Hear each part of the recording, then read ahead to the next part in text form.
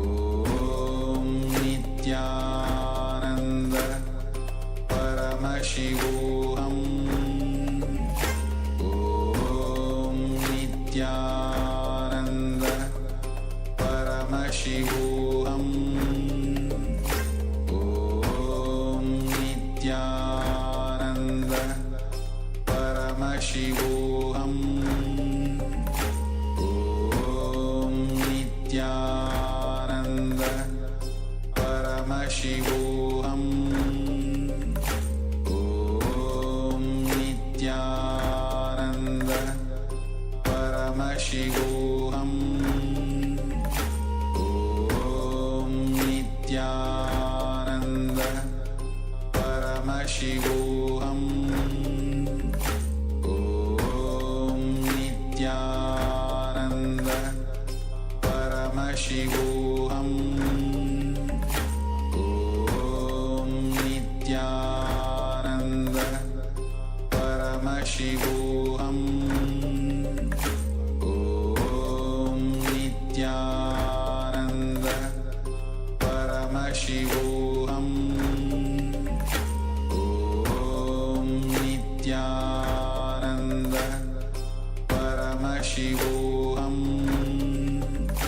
Om Nityananda Paramashivoham Om Nityananda Paramashivoham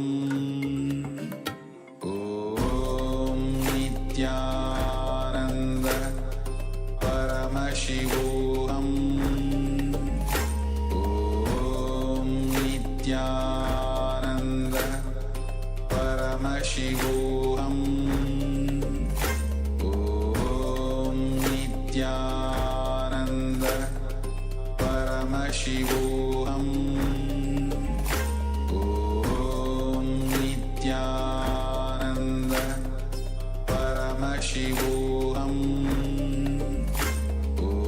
Om Nityananda Paramashivoham Om Nityananda Paramashivoham Om Nityananda Paramashivoham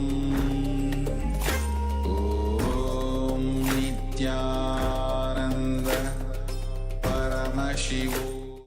Now, slowly return to your physical body. Start to wiggle your fingers and toes. Rotate your wrists and your ankles.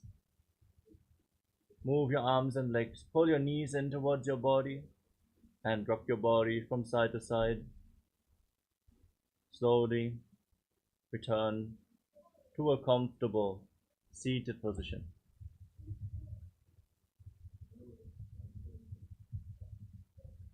Congratulations, you completed the Dvitiya Vinyasa Krama, the 308 Asana sequence. I want to thank all the participants who joined from the very beginning, and we want to complete for all the technical glitches in between. With this, let us now get ready for the next session of the day, which is going to be the power manifestation. Stay tuned, have your blindfolds ready. We are going to manifest the power of blindfold reading.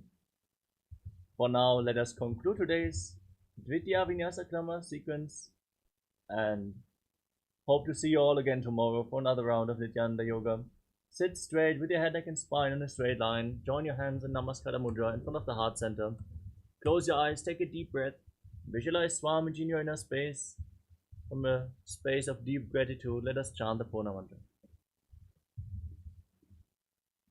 Om Purnamadah Purnamidam Purnat Purnamudachyate Purnasya Purnamadaya Purnamevavashishyate Om Shanti Shanti Shanti Harihi Om Tat Sat Sarvam Bhagavat Shri Nityananda Paramashiva Padukarpanamastu Om Nityanandam. Thank you all. Nityanandam.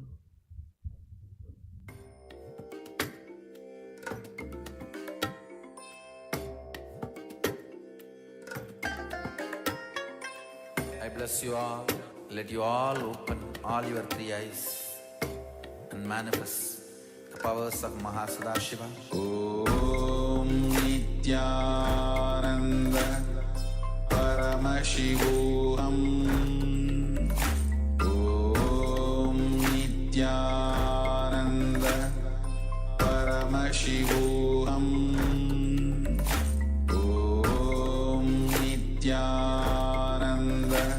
The Dvitiya Vinyasa Krama, where we performed the various 12 components along with the asanas. By performing these, we intensely awaken our Kundalini, raising our state of consciousness to the next level. And that is why Swamiji has blessed us to manifest the powers now, so that we can all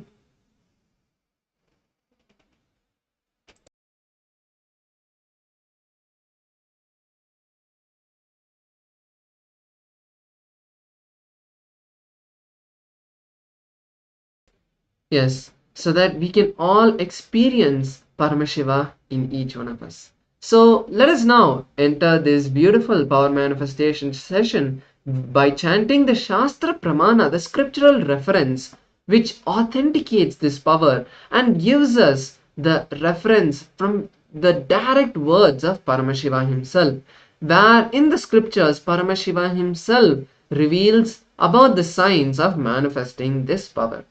So now I'll be chanting the Shastra Pramana and then giving you the translation. Kapalantarmanonyasya tishthanmilitalochanaha kramena manaso dadyat lakshayet lakshyam uttamam. Bhagavan Paramashiva says, by fixing the mind on the inner space within the crown center, sitting stably without any movement, having the eyes closed in succession.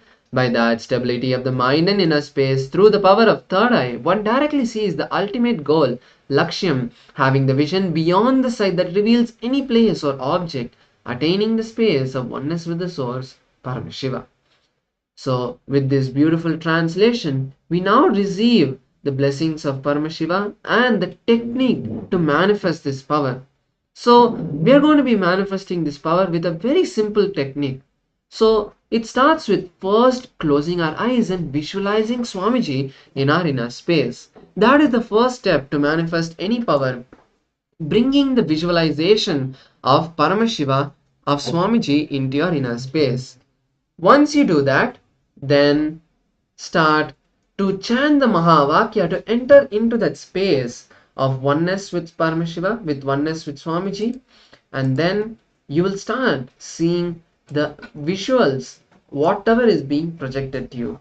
So let us now enter into the power manifestation itself.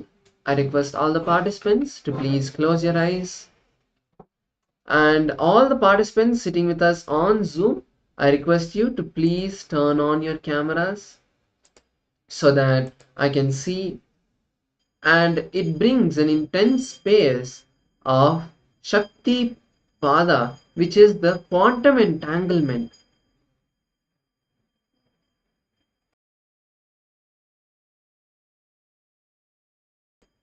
Now, once you have closed your eyes, let us begin the manifestation by first visualizing Swamiji in our inner space.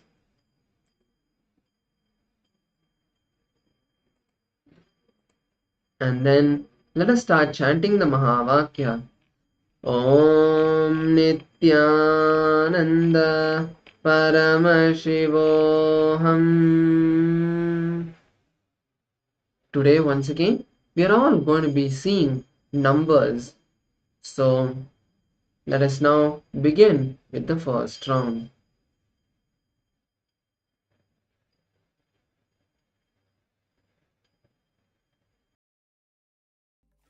Om Nityananda Paramashivoham. Om Nityananda Paramashivoham. Om Nityananda Paramashivoham. Om Nityananda Paramashivoham.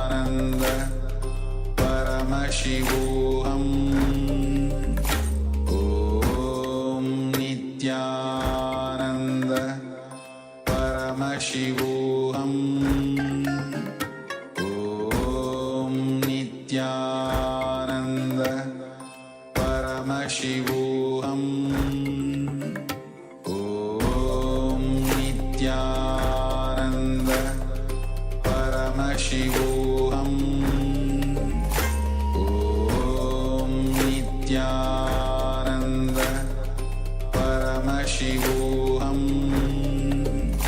Om Nityananda Paramashivoham Om Nityananda Paramashivoham Om Nityananda Paramashivoham Om Nityananda Paramashivoham Om Nityananda Paramashivoham Om Nityananda Paramashivoham Om Nityananda Paramashivoham Om Nityananda Paramashivoham Om Nityananda Paramashivoham.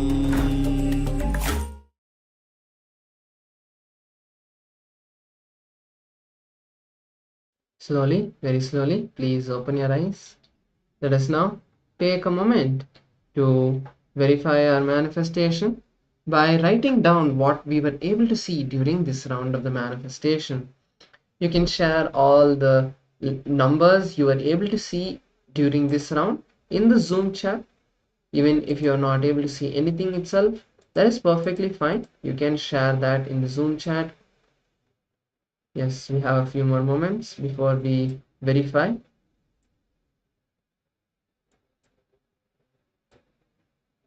Yes, let us now move to the verification. So we have the number 10, which was projected for all of you. So if you were able to see this number, that is beautiful. Or even if you're able to see any one of these numbers, that is beautiful. You have started manifesting the power. So yes, with this, let us now move into the second round of the manifestation. Once again, I request all the participants to please close your eyes and be seated.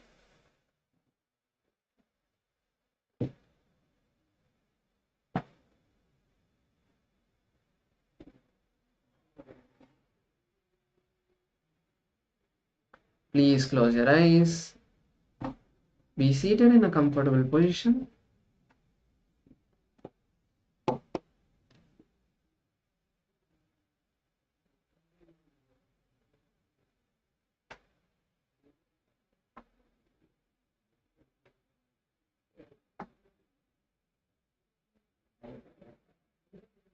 Now, start visualizing Swamiji in your inner space.